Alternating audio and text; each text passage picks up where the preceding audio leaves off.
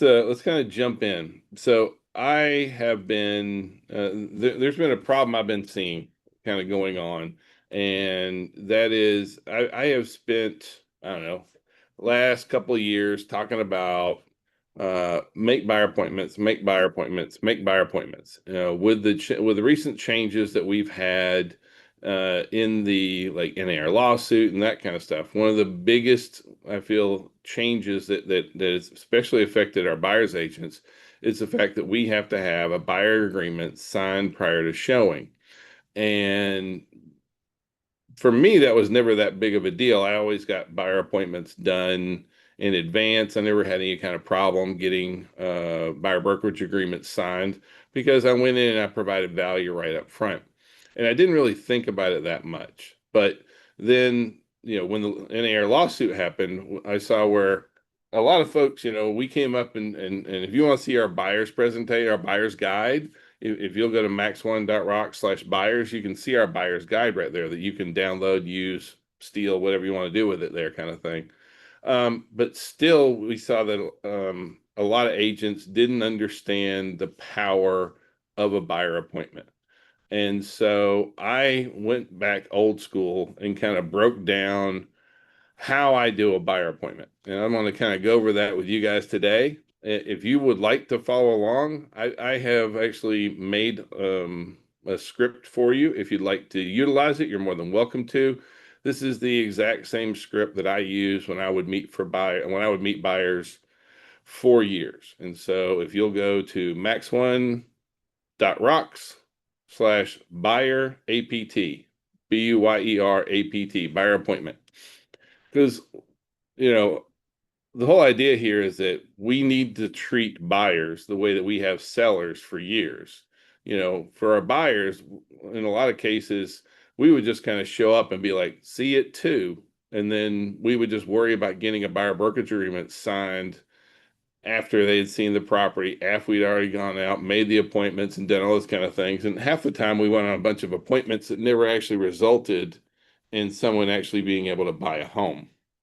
And so the whole idea here now is that I want to be able to provide value, and I'd like for you to be able to provide value to a buyer before you actually ever go and open the door. We're not supposed to open doors unless we have a buyer agreement signed. I really hate the buyer like the showing agreements. I feel those are uh, pretty lacking.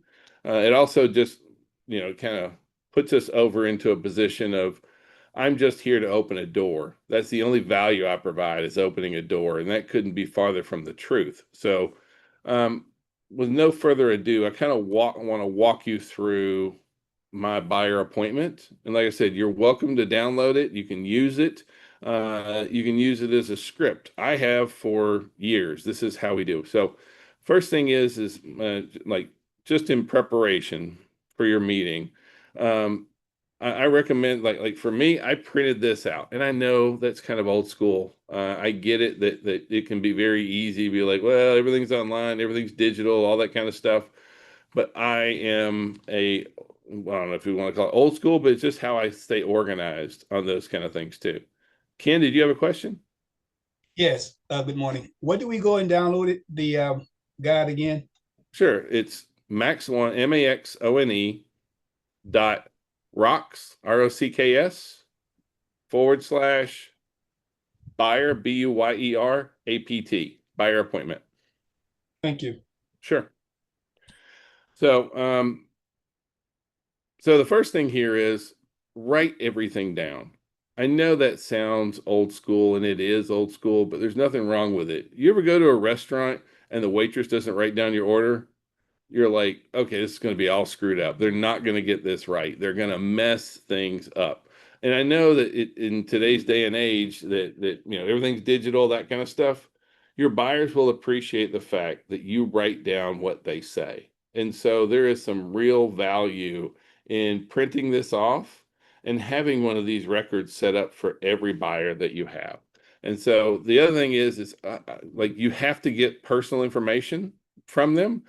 When I talk to my buyers, hopefully in setting up the appointment, I will get their phone numbers, email addresses, current address, all family members involved, because you do want to make sure you have all your family members involved. Teenage kids too really matter when it comes to all that kind of stuff. But you don't want it when you do go meet with your buyers, you don't want it to be like you're grilling them kind of thing. So a lot of times I will have that information. You need that information to move forward, but it's not necessarily where I start my buyer's appointment. Somewhere through the process of my buyer of meeting with my buyer, I do want to make sure I get all that information down.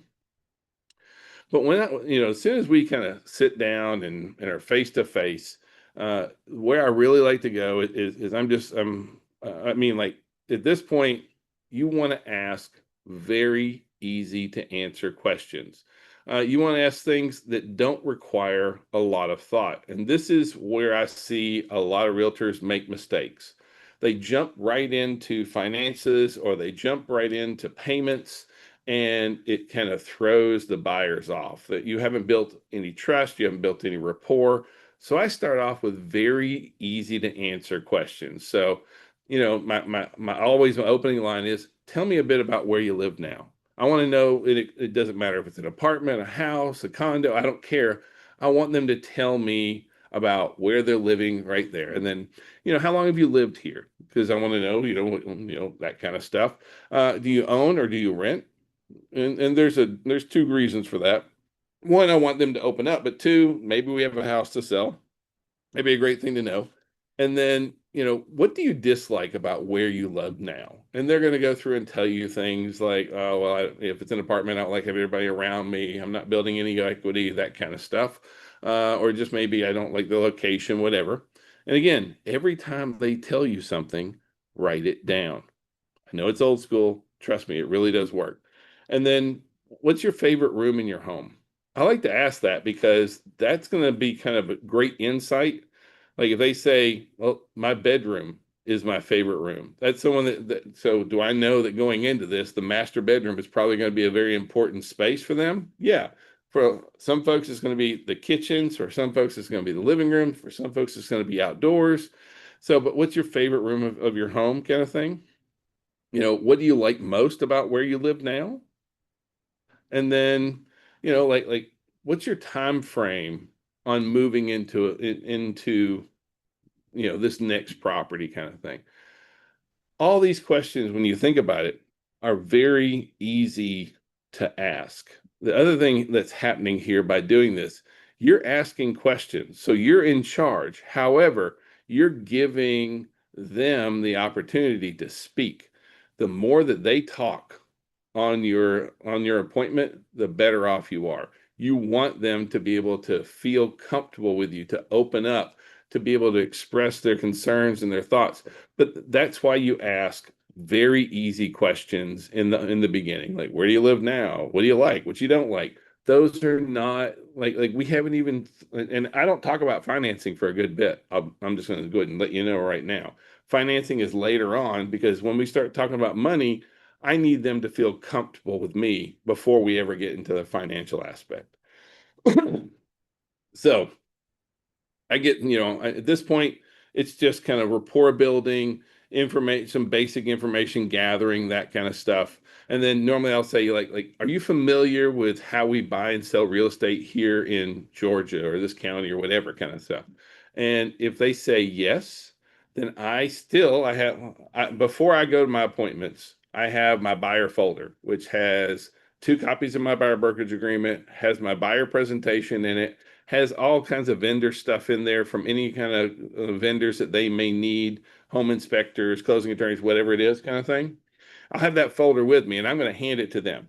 And so I don't care what their answer here is. If they say, yes, I'm very familiar. Oh, well, here's some information for you. And if they say, no, I don't have a lot of information, here's your folder. Either way, I'm coming in very well prepared. I've got all my ducks in a row. I've got my presentation. I don't follow my buyer's presentation, and you can, but this is my process. I'm just kind of walking you through. So I like to give that to them. They have a lot of cursory information in there. I also have two copies of my buyer brokerage agreement, which at the end, I'm going to need to get signed anyway. So I just kind of, who showed up ready to play the game today? I did. So now I've got past the cursory questions. I've handed over my folder. Now I'm like, rather than trying to just, you know, nitpick and find just the perfect properties out there, I like to start with a really large pool of properties and then narrow that down until we get your three most favorite ones to look at. You know, for every property, when we get that list narrowed down to your top three, I'm going to work up, a full property report for you that I'm going to share with you, because my goal here is to make sure that you don't miss out on any properties and that you don't overpay for anything. And really, and the reason I say that is because those are buzzwords for your buyers. They don't want to miss out. They don't want to pay too much. And so by going through this process, they're not going to miss out. They're not going to pay too much. And so this is, like you're speaking their language now at this point. And so now I jump into properties. I'm like, all right, let's talk about the types of properties that you're interested in. And again, have your paper out, be writing them down. And so I'm guessing that you want to, I'm pretty sure you're going to want to see properties that are inside our multiple listing service. And they nod, and oh yeah, yeah. And by the way, when you nod and they nod, you're on the same level at this point. All right, are you interested in new construction? And if through each one of these, I'm going to pause and have a conversation with them about what, if they would like it, if they wouldn't like it, that kind of stuff. But new construction, are you interested in new construction? Oh, we are, we aren't. Why aren't you? Why are you? That kind of stuff. Hey, are there any properties that you've already driven by and maybe thought that you'd like to get more information on? If you have any of those addresses or streets, I'll be glad to look those up too. And then, are you interested in real estate or bank-owned properties or that kind of stuff? How about properties at the courthouse steps? Are you ready to buy cash? And are you interested in short sales? Are you interested in for sale by owners? I go through each one of these in detail. Now, most of the time, they're going to say no, no, no, or I'm not interested. And especially when, I think a lot of folks are like, courthouse, that sounds interesting. Well, you have to have all cash, and you may buy a real dog there. But I want you to understand that I have a full list of properties here. I want them to feel comfortable that we're going to find them. We're going to use every tool at our resource to get them properties that they're looking for. I'm also willing to take the time to explain to them about what is a real estate owned home, what is a short sale, that kind of stuff. Anything that they're interested in, this is just a great opportunity for you to kind of expound on that. Are you interested in for sale by owners? Well, I mean, I wouldn't be opposed to it. Well, let's make sure that you are represented through there, because a for sale by owner, most of them don't know how much their home is worth. All they have is this estimate on that. They're going to be there for every showing. I mean, it can be a little bit off-putting. So I want to make sure I'm protecting you through there. But even if we find it for sale by owner, I can still work everything out for you. By letting them know that I'm their go-to source for everything. I'm also willing to go outside the MLS in working with my clients if that's what they want to do. Because again, what are the two things they're most worried about? I don't want to miss out on properties. I don't want to spend too much. So once we go through and I write down all those write down all the different types of properties that they're looking for, I've got a whole list there. Next is a question that you have to be kind of careful in how you ask it. It really is, but it's important. And that, the question needs to be worded the right way. And so if we found you the perfect property on a scale of 1 to 10, how prepared would you be to make an offer on that home today? And the reason that you want to ask this and ask it the right way is because I need to help my buyer get their head around where they're at in the buying process. It's really important that we do this, because otherwise they may have things that they're not prepared to deal with. Because, the follow-up question here is, what would need to happen to get you to a 10? Not, what do I need to do to make you a 10? Don't do that. That's the wrong way to do it. The right way is to say, on a scale of 1 to 10, how prepared are you to make an offer today? And then it's, okay, what's stopping you from being that prepared? Because now's another time where you want to write down the list of things that may be, okay? And so most of the time it's going to be, well, first we'd have to find the perfect property, okay? Perfect property, we're going to write that down. And then, Well, maybe we have to get financing. Okay, financing, or maybe you have to sell a home, or maybe we're getting moved, or maybe this is happening, or doesn't matter. You're going to end up with a list of things that has to happen. By going through and doing this brief little exercise with your buyers, what really happens is you're preparing them, you're giving them a to-do list of what needs to happen to make them ready to buy. If you don't take this step, you end up having to go back and clean this up afterwards, right? These are things that will either stop or hurt your sales down the road, because at some point these issues are going to need to be dealt with. If you can get them to wrap their head around those issues right now and to really focus on what needs to get done, if you can help make them a to-do list, and that's all this is you are helping them get a mental picture of, this is what I have to do to get ready to buy. This is not about being pushy. This is not about being salesy. This is not trying to influence them to buy right now. I'm never going to be that, hey, what can I do to get you in a house today? That's not it. It's, I need to get a list of things that you need to get accomplished, or we need to get accomplished, so that you are ready and comfortable in making that buying decision. So at this point, we've talked about the properties, the things I need to get ready. And now I jump into our needs and wants, or features and whys is really what it comes down to. Now, I break this down, and the way I would normally meet with a client, I didn't used to have this whole thing printed out. I would just have paper, and I would just draw a T on the piece of paper. And at the top of one, I put features, and the top of the other side, I put whys. Because what you have to understand is your buyers buy their whys, they don't buy their features. And so you have to be ready to address that. But that being said, let me kind of walk you through what that really looks like. So you go in, and at this point you're talking to your client, and all I want you to do is get a list of the features that they're looking for.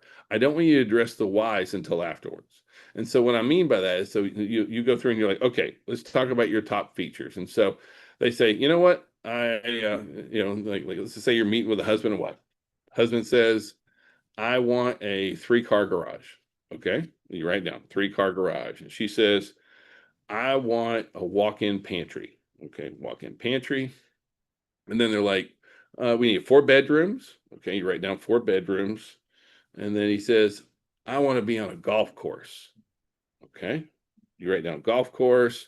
And then she's like, I really like brick homes. So I think brick would be really nice, that kind of stuff. And oh, I'd like to have a laundry room, not like a closet. I want an actual place where I can go in and deal with all that. And so now I've got a list that says like golf course, 3-car garage, 4 bedrooms, 4-side brick, that kind of stuff. Once they give me my list of features, now you got to turn around, and now you got to ask some questions. You got to ask why. So you said that you wanted to be on a golf course. Why do you want to be on a golf course? And he chimes in and says, I just like the idea of looking out my back porch and having all that beautiful landscaping, but I didn't have to do any of it. And honestly, that's true. 85% of the people who live on a golf course don't play golf, right? And then, okay, so like, why do you want a big pantry? Why is that a big deal? Well, we really like to entertain, and so like I hate not having the supplies that I really need. And so like we really do enjoy having entertaining, a nice sized kitchen. Okay, well that makes sense. You said you wanted a 3-car garage. Why? He's like, I've hit that point where I want to go get a Harley. It's time. I've been putting it off for a long time. So, and so you say, well, do you need a 3-car garage, or would an oversized 2 work for a motorcycle? He's like, well, an oversized 2 would probably work, as long as there's enough room for me to get in there. All right. And then you said you wanted 4 bedrooms. Why 4 bedrooms? Well, we both work from home. And so she needs an office. I need an office. We want to have a guest bedroom for when the kids come back, and then we need a bedroom. I'm like, okay, but can you guys not share an office space if it's big enough? And like, oh, well, I mean, if it's big enough, yeah, we'd be wide open for a 3 bedroom if that's the case. Um, you said four-side brick. Why is four-side brick important? Well, we like stability. I just don't want to feel like my house is falling over. It has to be, you want well made and attractive, right? Okay, got it. Now you've gone through and you picked all those whys. Next, you want to switch over into locations. So where do you want to be? And it's the exact same exercise for locations. Okay. Where do you want to be? Well, we want to be kind of on the south side. All right. Well, then, so which counties interest you most? And they're like, well, for the golf course, I'm definitely going to be open to Peachtree City. That might be a good place. But, we've always lived in Henry County. We kind of like it. But, for us, it's more about being on the south side. So south side is our location. You're open to farther south, farther north, that kind of stuff. Well, we still want to be just kind of south side. So now I've got an idea of south side. Um, Let me explain why or how whys matter, because this is an actual conversation that I had with a buyer, right?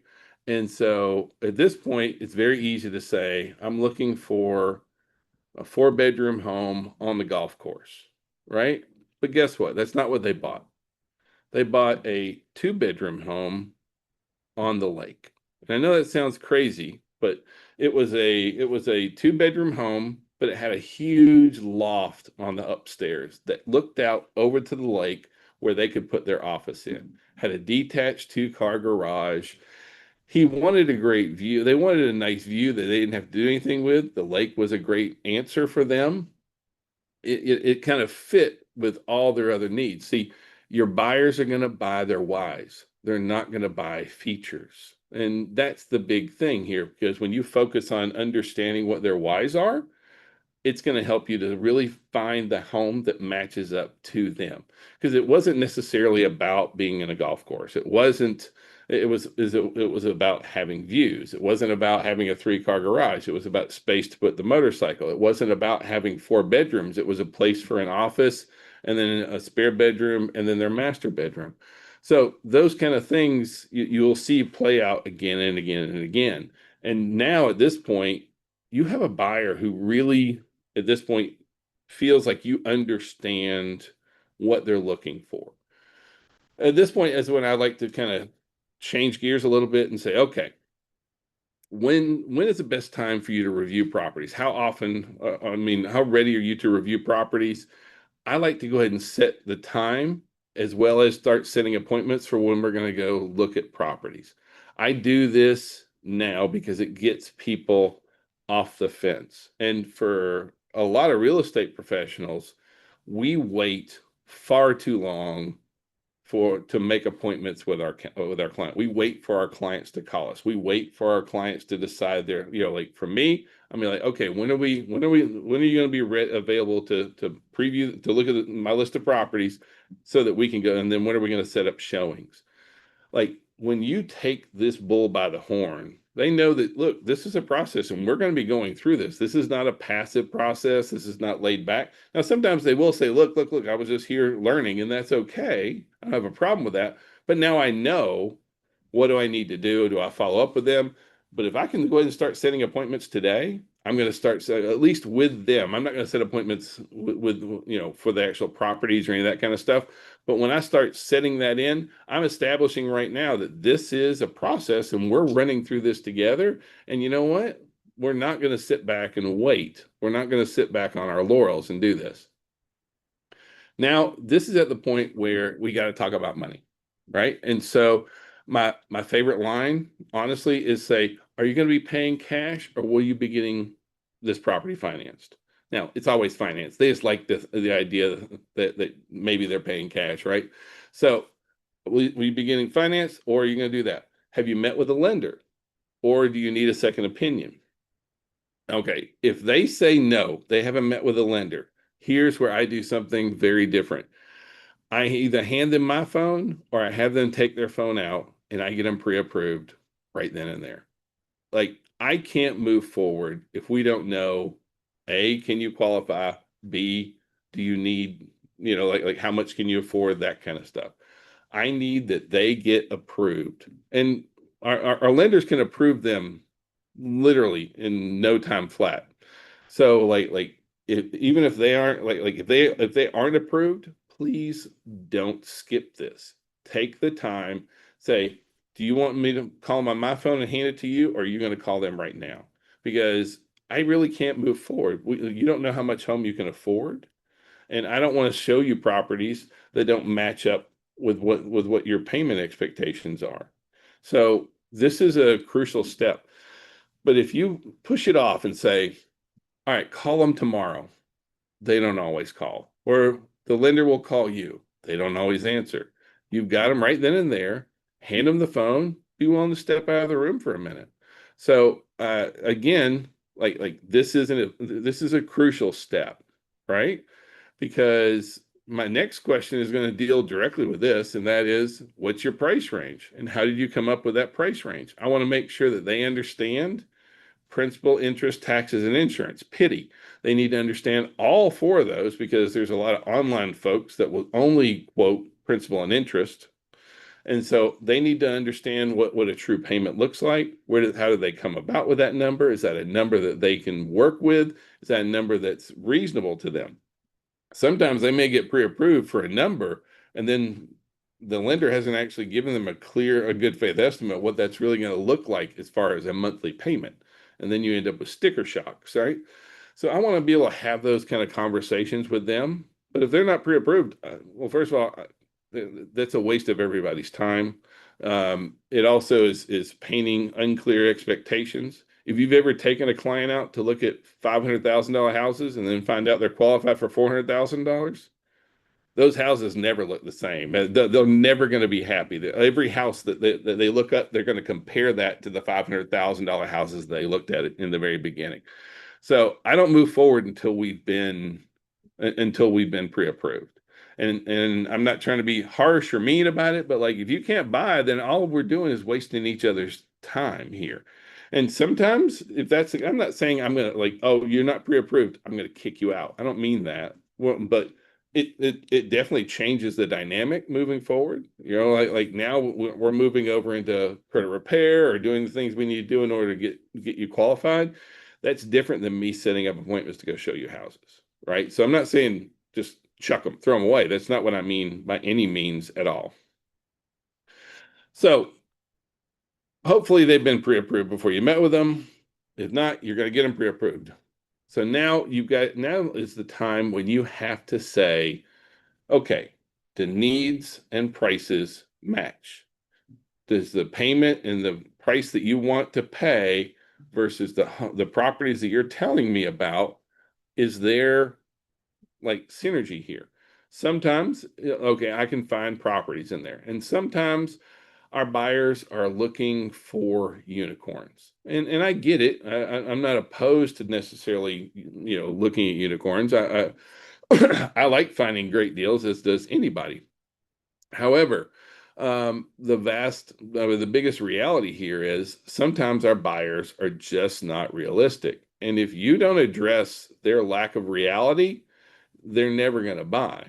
I mean, we've had people like, yeah, I want a 5-bedroom, 4-bathroom home. I'd like to be on the water for 150,000.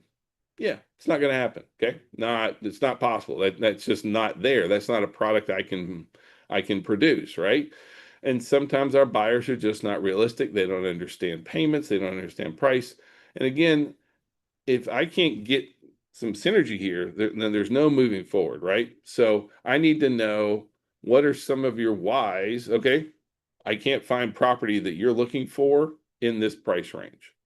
So if that's the case, are you flexible on price? Can we move up? Is that because, and this is a reality. I'm not trying to make my buyers spend more than they want to. However, the number one thing that buyers compromise on is price. So you have to ask, is there flexibility in the price? Do you have any other resources that we could bring into this transaction? What are some of your whys that you may be willing to compromise on? And then, are you willing to drive till you qualify? Like, is location as big a deal? we hear this a lot of times with school districts. I want to be in the best school district, and there's not, but and I want to be 300,000, and there's not a single listing in that school district at that price point. Something's got to give. Either is it school district that's going to change? Is price going to increase? Or do we have other resources that we can bring? Because I can't just produce a $300,000 house in this school district. That's not a reality that I can make happen. And just the wait and see thing, that's not a recipe for success. Because I know that the number one source of wealth in for all Americans is home ownership. So it's vitally important that we get these folks into a home, start building wealth. I just want to make sure that we match them up. But if you don't take the time to have this conversation, I mean, I know so many realtors that have a list of clients that are looking for these kind of properties, and it's completely pie in the sky. Those homes are never going to come forward. They're not going to be open mind. I mean, like it's just not going to happen. And so they end up just sitting in your database, withering away, and then you'll find out that they bought a trailer some other place because it matched up with what they could afford. So at this point, if I can, I like to start pulling up properties. Depends on where I'm at. If you're at Chick-fil-A, it may not be quite as easy, that kind of stuff. But like uh, you can immediately start pulling properties up and bringing up right then and there. There are some other conversations I'd like for you to have as part of that. And so the first one is this idea that there's a perfect home. And like even if and like one of the things I like to ask is like, have you ever built your own home? Most people say no, but I have. And even when I built my home, I built it exactly the way I wanted. And after it was built, like I wish I hadn't put a lip in the shower, and I wish I had put this door on the side instead of where it was over here. And then I had these little things. And so, it's like 95% perfect. It was really close to what I wanted, but needs change, that kind of stuff. You're going to come across homes that are 90 or 95% perfect. You're going to have a real hard time finding 100% perfect home. And if that's your standard, you're going to have a very difficult time in the home process, because even if you get a home that's 100% perfect for you now, that may not be the case as life progresses, as these things change. So what I'm saying is still keep that property in your top three. You may drive past a home and think, why hasn't Alan put that on my list? Why hasn't he sent it to me? It may be too high. It may be in a different price range. It may be under contract or sold. If that happens, just let me know, and I'll be glad to research that property for you. Our good homes are going quickly. And so good homes in good areas, those are the ones that are going quickly. That's the ones that everyone is looking for.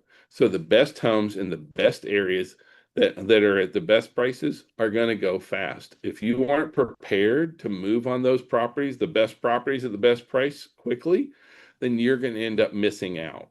And so that may be the very first home that you see. And if it is the very first home that you see, like what I want you to understand is I can't tell you how many times we go and look at the home. We go and look at properties, and the first house we look at is the one they end up buying. But sometimes we end up having to go through this really long process where we had to go look at 10 homes to come back to the very first one, or you may miss out on that home because you didn't move on it, right? I just want you to be prepared that the best house that you may see may be the very first house that we look at. And then I love to say, hey, would you like to know what your odds of success are? And they always say, oh yeah, I like odds. So, what's my odds? So 60% of my buyers make an offer on our first appointment. When we go out and look at homes, 60% of my buyers find their home on the first appointment. On the second appointment, half of my buyers find their home. So overall, first or second appointment, 80% of my clients are under contract after that second appointment.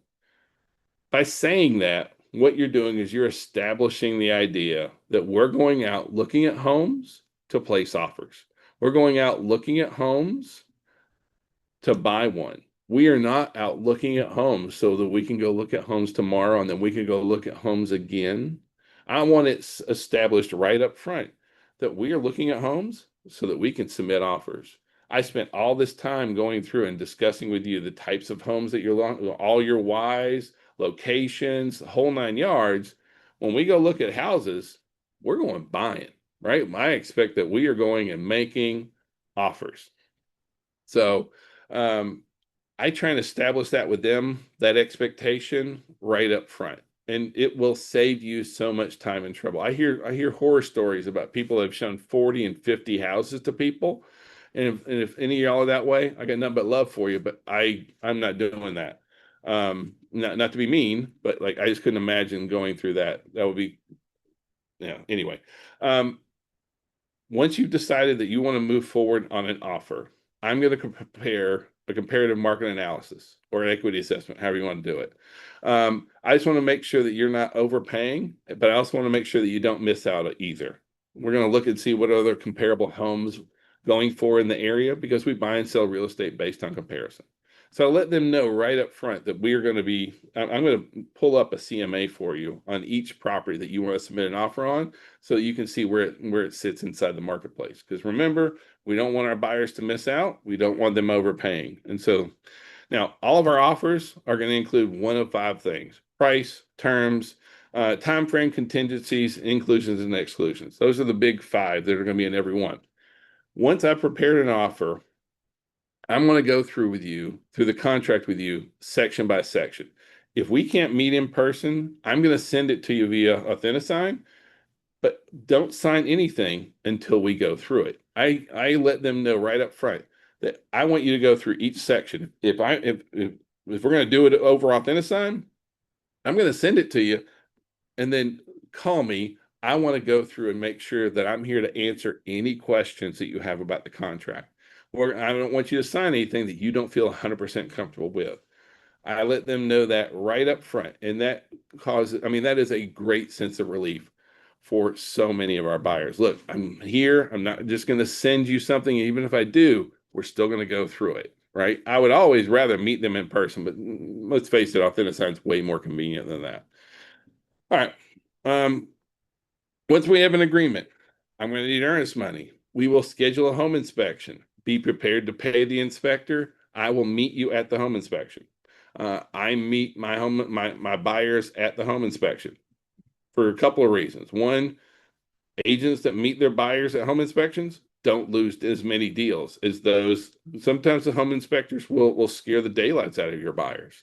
And so I let them know right up front that I'm going to be coming. Now, I'm not saying you got to go sit there all day, but they like when at the very end for sure, you need to be there to kind of go through, talk to the inspector, that kind of stuff. That's how you keep your buyers from getting scared to death. Once we finish the inspection, we're going to need to get final loan approval. Your lender's going to need to order an appraisal. You're going to have to pay for that appraisal. And then you need to get homeowners insurance. Please don't wait on that because homeowners insurance is like it's a big fee right now. It's going to be a biggie, and you want to be able to shop around. I need to make sure that you don't do anything to damage your credit. Right? Don't buy a car, lease a car, buy furniture. Do not co-sign for anybody on anything, right? Don't change jobs. Don't do anything. Don't miss any payments.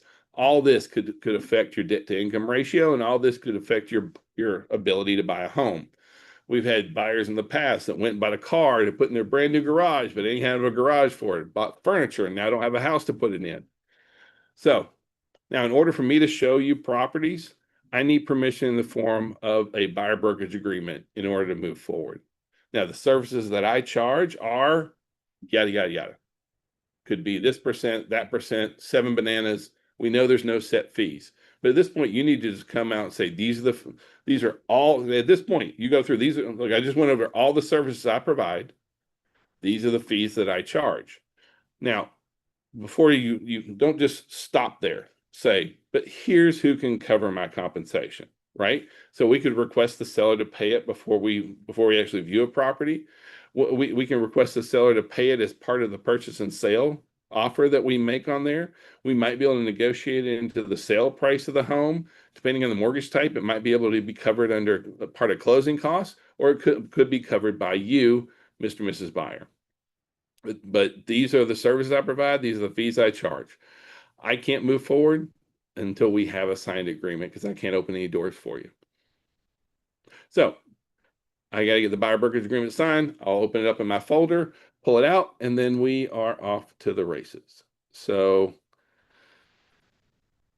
that was me talking for a long time there, guys. That's my buyer's appointment. That's how I did it for years. When you have a process that you follow every single time and you think about how that whole process is done, you're going to be a better agent. I know for a lot of folks, and I'm not, but for a lot of people have never been trained how to do a buyer's appointment or a listing appointment for that matter. And most of the time it's just kind of expected. You went to real estate school, you know how to do this. This is the whole step for me. This is what we developed over years of kind of figuring it out and bumping into things, which is what a lot of people do. So questions, thoughts, comments? You can also say, look, I think your process is stupid, Alan. That's okay too.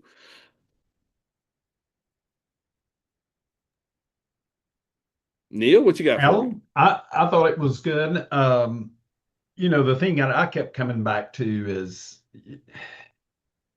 in any business, what do? We solve other people's problems for a profit, right? Right. And to solve other people's problems, what do we have to first know and understand? What is the problem? We can't Yeah. just, you can't just step in and solve a problem that you don't even know what the problem is. So the problem, what you went over this morning is all the details of each individual's problem because, for me, it's a problem to not have a basement because my wife, if there's a storm, she likes knowing there's a basement. So, but to some people, that's not a problem. So we don't need to solve that problem. We can sell them a home on a slab. So, getting these details, especially getting them qualified, because like you said, you show them properties and then everything they look at that they can actually afford after that, they're not going to measure up. I mean, there's a big difference between, 400 and five. Well, used to be a big difference between 400 and 500. Now it's kind of diluted, but Lines are a little blurred. Yeah. many homes are overpriced. They may be priced 500, but they're really a $400,000 home but anyway, but I think it's very good that we start realizing how important it is to do this. And it's okay if you don't, because like you said, there's a natural consequence. You're going to spend a lot of time and money and effort. I've been guilty of it myself, spending just way too much time with someone, especially letting them pick out homes that they want to go see. But if you are the person that's the expert in that market, you need to know and be aware of what's out there. And that way, when you know their problem, you know the homes that meet that problem. Yeah. So, Well, but most of mine were figured out the hard way, and yours too, I'm sure. Like mhm. most of a lot of those things where I'm like, do this, it's because I screwed it up several times first, and I learned the hard way, and I made mistakes. So, like a lot of that is just years and years of doing it wrong and figuring it out as you kind of fall forward on things. Um, It's just Eric, like kids yeah, coming out of high school. Either you're going to work hard the first part of your life so you can have an easy life the second half of your life, or you're going to take the easy routes early on. And you all know this. You've got friends, it may have happened to you, where you don't apply yourself, you don't work hard in the beginning, but then you spend the rest of your life working hard just to pay the bills. And same thing with this. You're either going to work hard to figure out, well, what is the problem? How can we solve the problem? And then have an easy time going out and finding a home. Or you don't spend that time in the beginning and you do all the hard work, traveling, trial and error. Well, let's check this house out. Oh no. well, A for lot of me, the I principal. found the exact same thing is when Mhm. what you're talking about is partly why I moved into this process because I would have just dozens of buyers all over the place at different places, and no one really committed. And once we started moving into this process, we got by like once you sit down with a buyer and you're all the way through with them, this is somebody who's going to buy and in a fairly like within a time frame that you definitely have when they're going to buy, where they're going to buy. I mean, like at this point, I mean, this is not just some name on a list, right? This is somebody that is a hot lead. I mean, that is a hot client that you are working for. Very, very different than just having a name in a database or just like, yeah, I'm interested in buying. It used to be we go on so many like just showings, right? We just open the door for everybody. And then you see that, man, all I'm doing is just dumping gas on the roads here all the time kind of thing. So once we got serious about this, buyers became a very important process that yes, there is more work on the front end, like you said, Neil, but it's just not like it's so worth it, right? At least for me. Eric asked a quick question. He said, why wouldn't the buyer broker agreement and our fees be done at the beginning of the process before we show them a house? Okay, let me clarify. I make my buyer appointment not at the house. I'm not at the house to show them a property. I set up them an appointment to meet me in the office. To me, I don't care. I'll meet them at Chick-fil-A, a restaurant, whatever. This is done in advance of that. Now, as far as why don't I discuss it at the very beginning? And that's because I haven't provided any value. I haven't shown any kind of expertise. Like when the reason I wrap up at the end with it is now I've talked about all the value that I bring, all my expertise. I've shown just a lot of professionalism, knowledge. I came with my folders. I mean, like at that point, I never have a problem getting a buyer brokerage agreement signed, if that helps there. Linda, I see you got your hand up. Yeah, I ran into a problem. Good morning. One time Hey. where no matter how much counseling, you just have a buyer that just don't really know what they want. They're just looking at houses and they like, just tell me what to do. Tell me what to do. And I'm like, I can only give you options and try to figure out what you want, but I cannot tell you exactly what to do. I can just counsel you. How do you reel in those type people who just don't know what they want and they can't make a decision? Well, my first question, have you sat down and done something like this with them already? But sometimes if you have, the hard part is not everybody's going to be a buyer. And I know that sounds harsh and cold. I have at times done way too much and ended up feeling like I was dragging a boat anchor to try and get to the finish line. You know what I mean, Linda? I mean, like sometimes it's Yeah. kind of like there's only one person working on helping you buy a home, and that seems to be me. And I don't want to be cold or calloused about it, but like you've got to make some decisions. We have to move forward. We see this all the time with investors and that kind of stuff, where they just you show them all the deals they say they want, that they just can't pull the trigger. They don't want like they're too apprehensive, and I hope that's not the case for you. But like, I can't keep doing things if you're not going to be willing or able to pull the trigger. I don't know if I'm Yeah. making sense or not, Linda. Yeah, it is. And I think it may have come down to it that some people just want people to pay for everything and they don't want to pay for nothing. So um and I think one of the problem was I switched lenders because I'm like, I have to know what this buyer can buy. I know the price point, Right. but I need to know, do they have the money if the seller will not pay? So part of it is that communication with that lender where I was not getting enough information to know exactly where that sweet spot was, you know? Mm-hmm. But it's just some people just want to see houses, see houses, see houses, and like you said, they're just unrealistic, you know? Yeah, that's it. I'm going to find someone that really wants that is very interested in buying a home, but this is the process for me. This is how, like, you know, we were listing machines for a long time, but then we really wanted to start making sure that we had a really solid process for working buyers. And this is what we developed over years of doing it. So it really does work. Carla, I see, you know, Carla made a comment. I see why I'm missing out. Buyers call and refuse to sign the agreement. But I say, okay, next. And, you know, we do have the rules that we have to follow. I totally get that. But like, if you'll invest some time in providing value up front, then it should really help you out, I believe, Carla. So, anybody else have some other questions, thoughts? I know we've got some folks, you know, I've talked to several of our mentors about this and that kind of stuff as far as moving forward. But like, I know some of you have processes. Have you guys put together a process like this? And like I said, you're welcome to steal it. It's at max1.rocks/buyer appointment, buyer APT. Hey, Ken, what you got? Yeah, Rich, what did you say was included in your buyer package that you give to the buyers?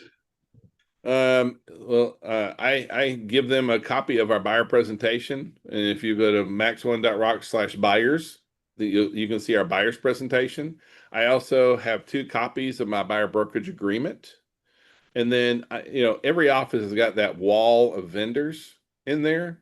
I go in and I steal like the home inspectors I like to recommend, any home warranty people, closing attorneys, plumbers, whatever. And I have that all in there. So when I show up, I've got a list of here's some reputable vendors, here's my buyer brokerage agreement, and here's the presentation should they want some light reading material afterwards, kind of thing. I just feel that when you're buying the most expensive asset, you should have something in your grubby little hands. And so, plus, it's a nice way for me to bring the buyer brokerage agreement without just walking in carrying 2 pieces of paper. So, make sense, Thanks. Ken? Sure. Yes. Other questions, thoughts, concerns, advice?